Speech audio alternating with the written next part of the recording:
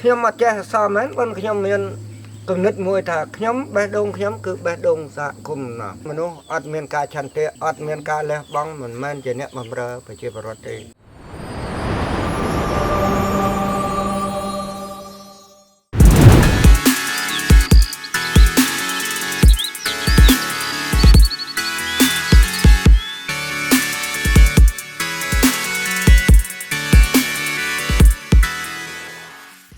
ចៅក៏ដូចជាក្មួយមួយចំនួនហើយនឹងពូមីងយើងមួយចំនួនដើម្បីការស្វែងយល់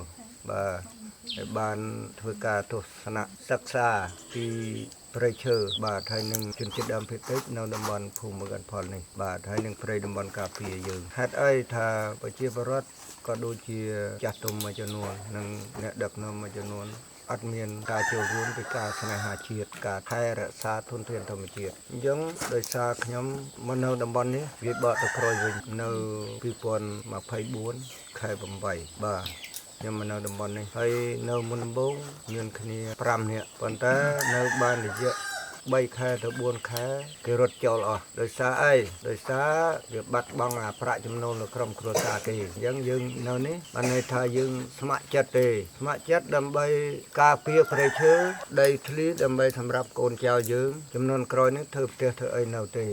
យើងមិនមែនសម្រាប់យកឈើនេះទៅដូរអំបិលប្រហុកប៊ីចេងឬក៏ដោះដូរជាថវិកាដើម្បីបម្រើក្រុមគ្រួសាររបស់បុគ្គលទេណាមួយទេយើងគឺសម្រាប់ជាសមូហភាពការស្វែងយល់ឲ្យបានសិក្សាពីបាទហើយនឹងជនជាតិដើមភាគតិចនៅតំបន់ភូមិកាន់ផលនេះបាទហើយនឹងព្រៃតំបន់ការពារយើងប្រជាពលរដ្ឋក៏ដូចជាចាស់ទុំមួយចំនួននិងអ្នកដឹកនាំមួយចំនួនការចូលរួមពីការស្នេហាជាតិការថែរក្សាធនធានធម្មជាតិអញ្ចឹងមកនៅតំបន់នេះខ្ញុំភាពជាអ្នកដឹកនាំគេដែរដោយសារប្រជាពលរដ្ឋមាន250គ្រួសារអញ្ចឹង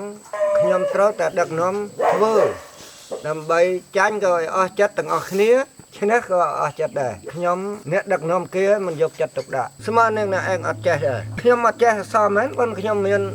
គំនិតមួយថាខ្ញុំបេះដូងខ្ញុំគឺបេះដូងសហគមន៍ណាអញ្ចឹងបានន័យថាយើងបេះដូងអ្នកដឹកនាំគឺបេះដូងសហគមន៍យើងមិនមែនអ្នកដឹកនាំបង្គ្រប់តែកិច្ចថាមនុស្សដែលប៉ុន្តែមនុស្សអត់មានការឆន្ទៈអត់មានការលះបង់មិនមែនជាអ្នកបម្រើប្រជាពលរដ្ឋទេខ្ញុំអត់ទេខុសពីខ្ញុំអត់លះបង់មនុស្សព្រៃទេខ្ញុំប្រាប់យាយខ្ញុំនៅតែឯងហើយរាល់ថ្ងៃបានចៅមួយមកនៅជាមួយទៅអាយុ5ឆ្នាំហើយរៀនថ្នាក់ទី3ហើយឪពុកក្មេងខ្ញុំគាត់អាយុ100ហើយនៅនឹងខ្ញុំណែឯងធ្វើម៉េចទេបើ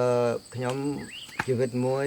ឬក៏2 3នាក់នេះក៏សម្រាប់តែឡាប់ទេប៉ុន្តែបើសិនណាក្មួយឯងហ៊ានដឹកទេខ្ញុំក៏ហ៊ានចាប់ណែឯងហ៊ានខិតណែឯងដែរព្រោះជីវិតខ្ញុំបើឡាប់ទៅក៏មានគេអ្នកក្រោយក៏ដឹងក៏លឺដែរអញ្ចឹងបើសិនតែមានការប្រឈមគឺវាប្រឈមខ្លាំងមែនទែនបាទជួនកាលដាច់មហូបអីអត់មានទេមានតែអំបិលមានតែប៊ីចេងនឹងក៏ហូបដែរប៉ុន្តែហេតុអីដែលខ្ញុំខំដូចខ្ញុំថាដើម្បីឲ្យកូនចៅឬសប្បាយចិត្តដោយសារនៅមានឈើនៅមានដីបាទ